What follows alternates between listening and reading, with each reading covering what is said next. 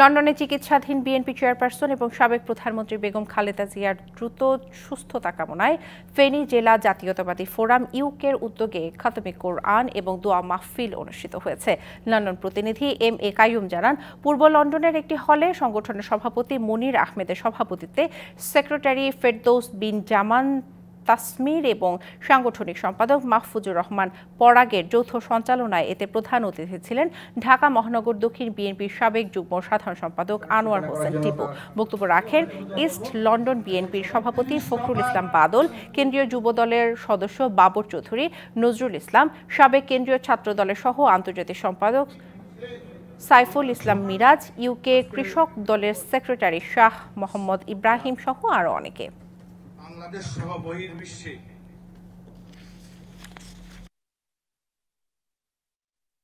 আমরা সবাই ম্যাডামের সুস্থতা, রোগ মুক্তি ও সুস্থতা কামনা করে দেশবাসী সবার কাছে প্রার্থনা জানাই আপনারা দেশ নেত্রী বেগম খালেদা জিয়ার জন্য যেন সুস্থ হয়ে উঠেন, দেশের জন্য কাজ করতে পারেন, গণতন্ত্রের জন্য কাজ করতে পারেন। আমরা আশা করতেছি যে অতি শীঘ্রই ম্যাডাম সুস্থ হয়ে দেশে ফেরত যাবেন। জাতীয়তাবাদী দলের সকল নির্যাতিত নেতা কর্মীদেরকে ঐক্যবদ্ধ করার জন্যই তাদের এই আজকের এই ফেনী জেলা জাতীয়তাবাদী ফোরাম। দেশনেত্রী বেগম খালেদা জিয়া উনি জানি সুষ্ঠুভাবে ওনার চিকিৎসাগুলো সম্পন্ন হয়।